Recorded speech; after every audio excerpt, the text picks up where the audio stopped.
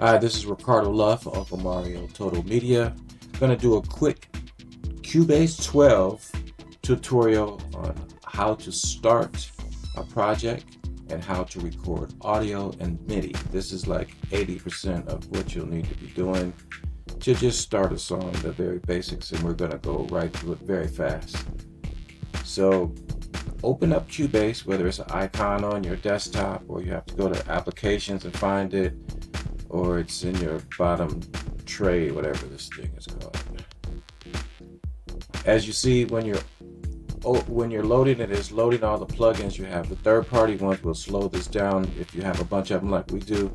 If you just have Cubase, it's coming with its own plugins, and it'll be quite a few less, so you don't have to wait as long. It's not very much, a very long wait, depending on the speed of your computer.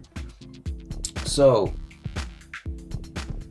under the projects on the right side, you have recent, recording, scoring, production, and mastering. You can explore those later. What we're going to do is go right to more, and we're going to go to empty, because we want to show you how to create from scratch and what's going on instead of them giving you everything already set up. You can try those later and see what that's all about. So highlight empty and then hit create. Now, and this is a very important, this is a part of your file management. It's going to cause you a lot of heartache and pain. If you do not do this right, there are going to be songs missing and you're going to be upset. So over on the left, you're going to direct it to where you want to go. In our case, I'm going to go pick our 14 terabyte drive with Uncle Mario 2. And then we're going to go down here. It says new folder. So you're naming the folder that everything is going to be in, your CPR, which is your Cubase project, PR project. So I named it the same name as the song. So you want a folder for each song. You can have one folder and put multiple songs there. I suggest you not do that. This is the best way to do it. So we'll say Cubase Quick Start 1. And then you hit create, and then you hit open on the right the right lower right. And it'll take a second for that to open up, and it'll be a blank project. The Cubase project is called a CPR Cubase project. Okay. It's untitled at this time, so this is the next step that you're going to do after doing creating the folder. You're going to go to File and Save. This allows you, if it crashes or anything like that, because you can create a full song, and if it crashes and there's no .cpr, you may not even have saved the whole song. More than likely you're not. Cubase needs you first to save it. So if it does an auto save or a crash save, it can have something to save it under. So this is very important. Do this before you start writing. I'm trying to save you heartache and pain here. So what do we call the other? And I think you should name it the same as the song title, which in this case is just a tutorial. 1. Okay. Save. Now over here, this big area over here, this is where you're going to, I'm not going to go into all the functions of all this, which is a quick start. Over here in this area, if you right click in this area, you have to be over here to do this. Then you'll get your options. We're going to be dealing with the top two, which is add an audio track and add an instrument track. Okay. So let's do an instrument track first. Inside of Cubase, there's many VSTs, stands for Virtual Studio Technology Instruments. These are virtual instruments. They model after the hardware instruments, physical keyboards, physical drum machines. So if you hit this, if you have a bunch of third-party instruments in there, you hit this down arrow, you're going to see all these third-party ones. But we're going to deal with what's inside of Cubase. So Halion 6 is the primary sound engine for Cubase. That's their flagship VST instrument. So you hit add a track.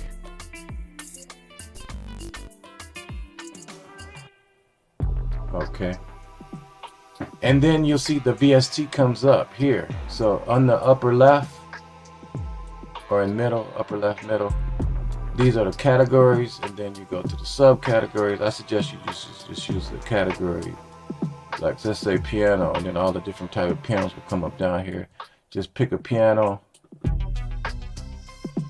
and of course this is different from every different instrument. So we're just going to show you how to create the track.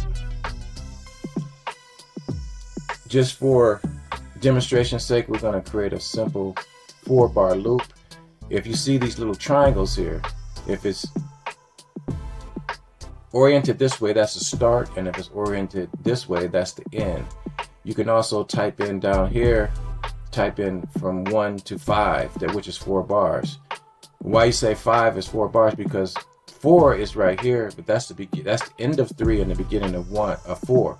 So 1, 2, 3, 4 beats a measure, and at the end of that 4 measure, that's 5. So it's kind of confusing, but actually if you go to 5, that's a 4-bar loop, and same with 9, that's an 8-bar loop. So we're setting our loop parameters. We can turn the loop on and off by this icon here, and as you hover over it, it's showing you the shortcut. So you hit the / on your 10 key. The 10 key is where all the numbers are. If you have that, if you don't have that on your typing keyboard, I suggest you get a 10 key, a separate 10 key, because those are where your shortcuts, a lot of your shortcuts are. For stop and play, it's the space bar, or on this is called the transport. And then this is the record button. The shortcut, as it's telling you by hovering over it, is also on the 10 key, which is the star or asterisk, however you want to say it. And that, you go a little bit further, you see your tempo here. So let's slow this down to 100 beats a minute. Not 1,000, sir. 100. You can also use the arrows up and down to change that. And then you can turn on the metronome, which you're going to need to keep you in time. Right here, this little, that is an actual old school metronome going back and forth. You turn it on here, or you can also use for your shortcut C, the number C on the letter C on your keyboard. All right, so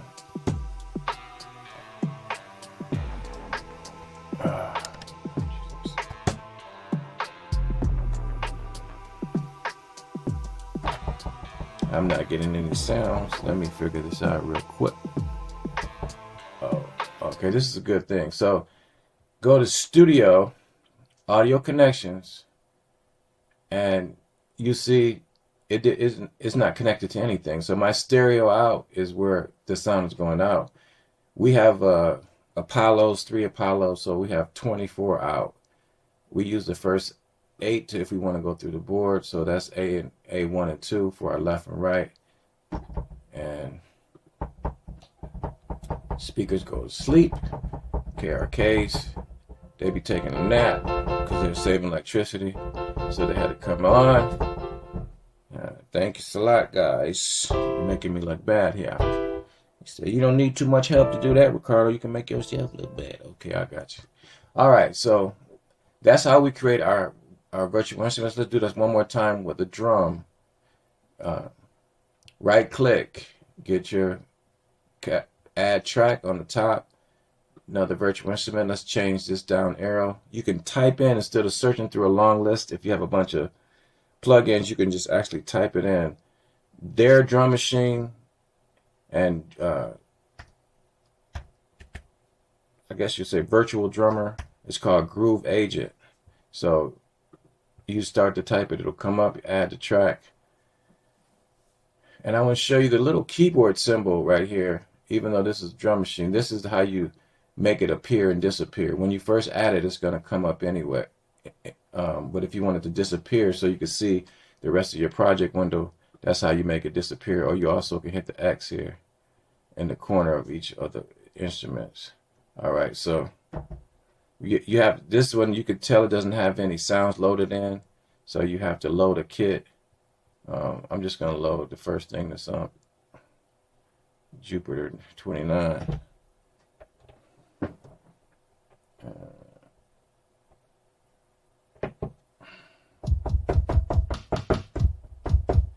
I have it hooked up to a controller. Let me show you this little keyboard controller by Akai. This doesn't have any sounds in it. All it is a controller. It has a nice pad, it has keys, you have transport, all that. So whatever your controller is, it could be quite simple, little. Come on back here, camera. You're supposed to follow me. Yeah, there you go. Little tiny Osby 4K, which is really cool camera, by the way. So once you pick your sound, you can get that out the way. And let's just record 2 audios, and then we're gonna 2 virtual instruments, and then we're gonna go to an audio. So remember, right click, add track, instrument, and then select your instrument and push add track. Okay, that's how you add that. So let's go ahead and record something really simple. 2, 2, 3, 4. Then hit record. So 1 on your 10 key returns it to the left marker, which is your start. Or you can just go back this right here to start, and then you hit record here on the transport, or shortcut is your asterisk or star. 2, 3, 4.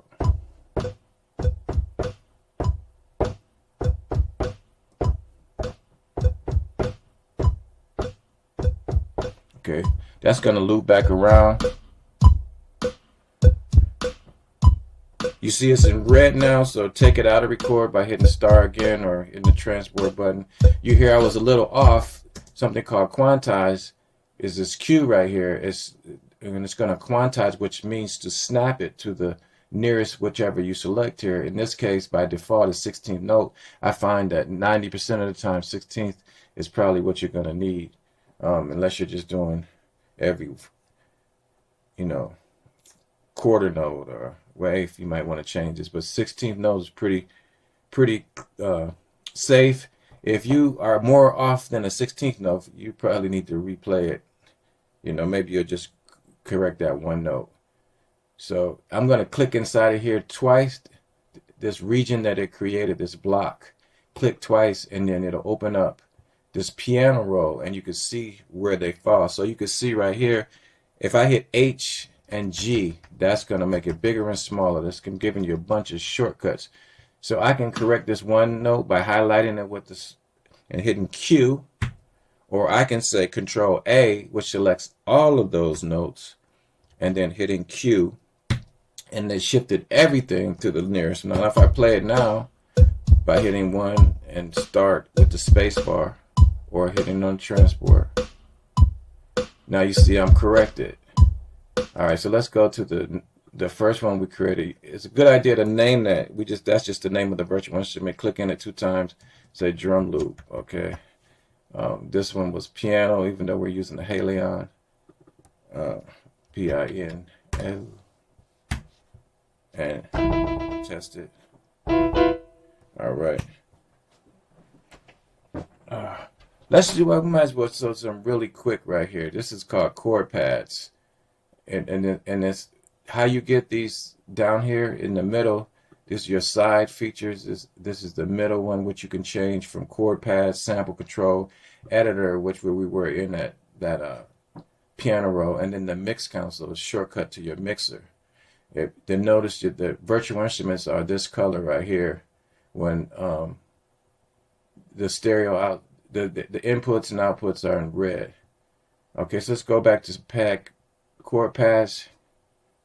You have to hit the right octave to get this hot spot here, this blue area where the chords are. So if you don't know chords, or you just want to, they got it pretty much laid out to you. You can change these chords by going up and down here.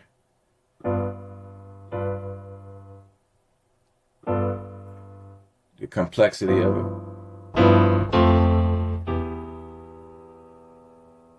All right, let's not get too much into that. That's a whole nother lesson. So let's go ahead and record the chords.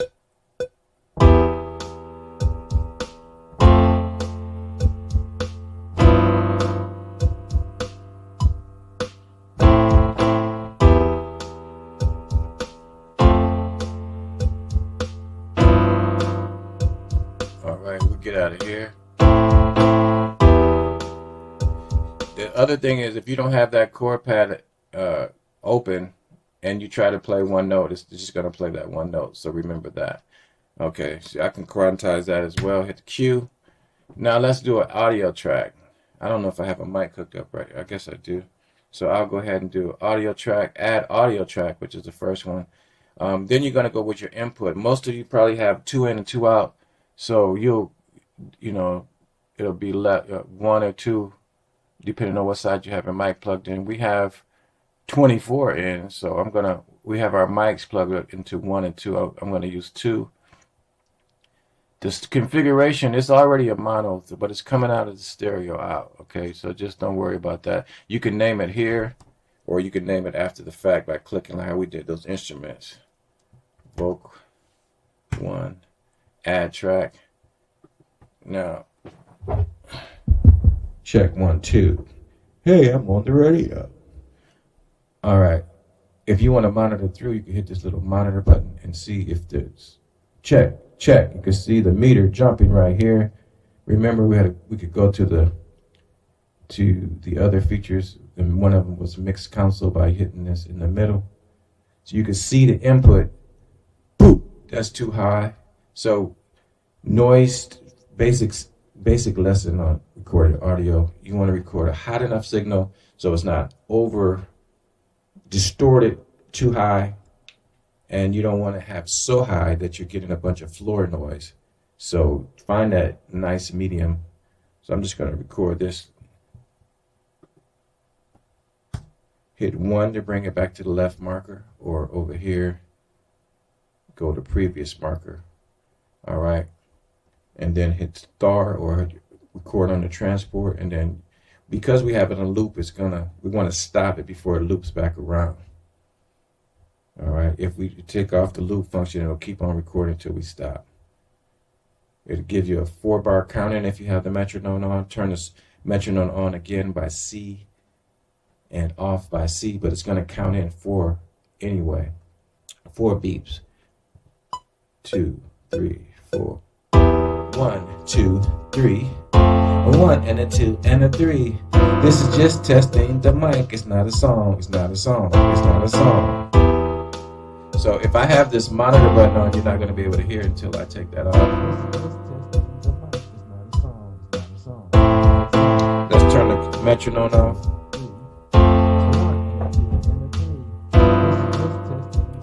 You can turn it up with shortcut right here. 1, 2, 3. 1 and a 2 and a 3. You also, if your recording wasn't that loud, we could have probably turned up the mic so we can get a bigger amplitude. This is the amount of signal that was coming in. You can also see these little squares right here. You can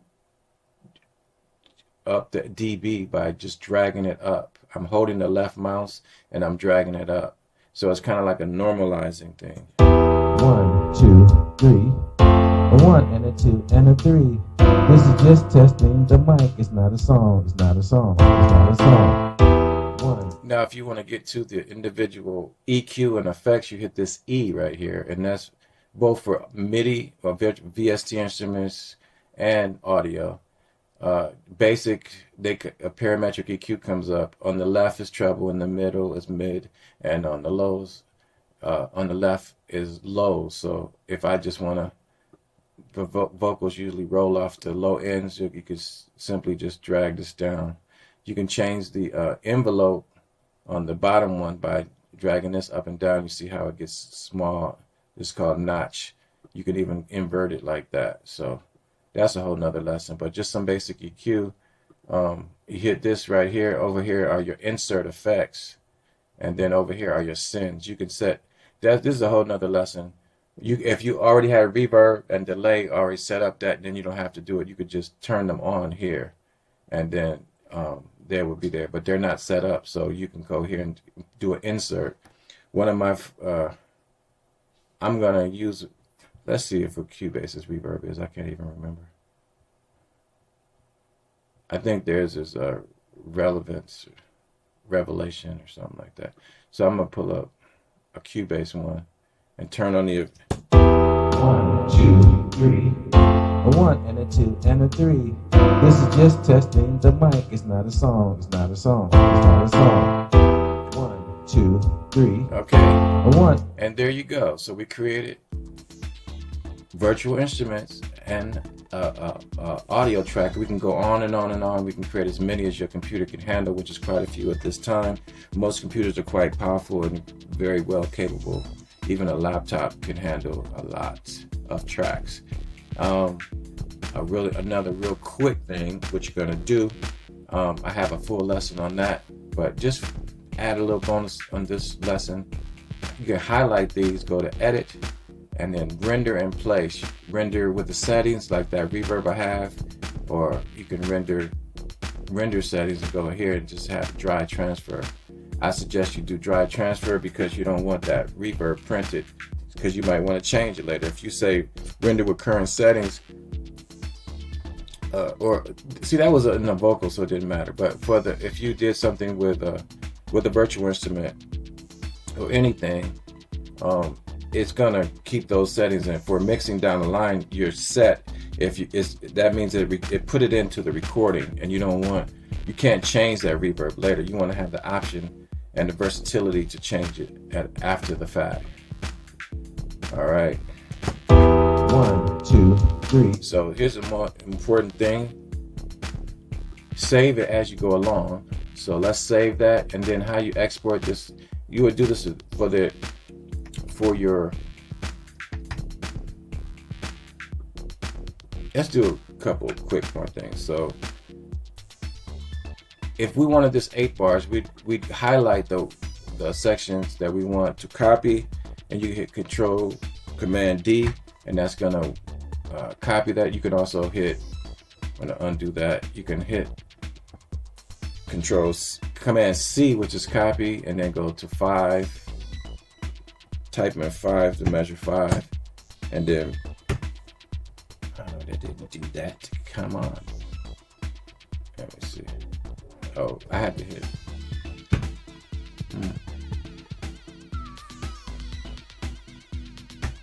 All right. I have to put the marker there first.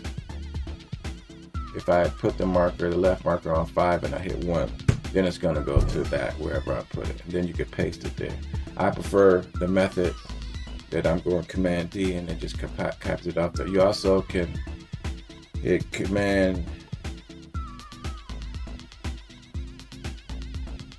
or hold down Option and then drag a copy wherever you want it to go, and it keeps the original here.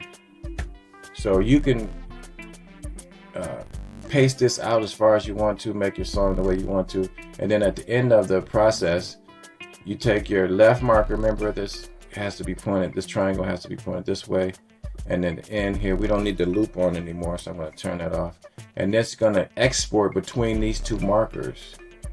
You know, if these markers aren't correct, you have a full song for 2 minutes or 3 minutes, but you only had it highlighted here. That's all it's going to export. That's going to frustrate you. So once you get your markers to the full length of the song, you go to File, Export, Audio Mixdown, and then right here it's the same name of the song by default that you had, or you can change it here. In this middle is a type of, you have wave. File type is a wave, AIFF,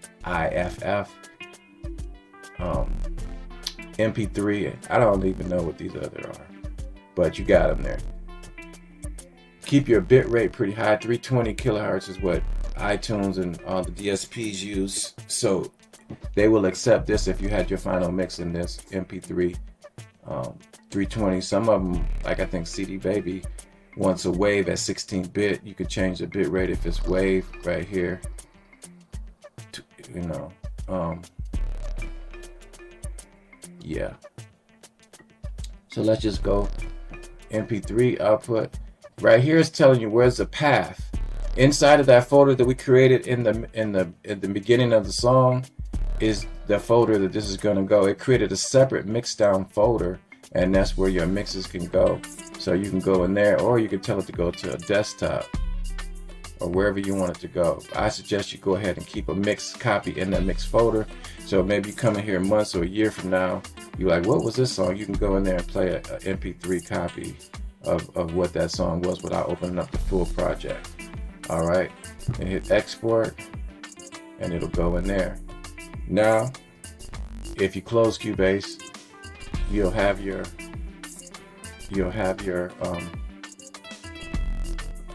song in that folder. We go to where it was stored. What do we call it? Cubase. Quick Start 1 inside the mix folder, and there you go. There's a quick start. You can play it. 2, 3, 1, and a 2, and a 3. See, there you go. All right, this has been Ricardo Love for Uncle Mario Total Media on a quick start for Cubase 12. Peace, love, and blessings. UMTV. Uncle Mario Total Media.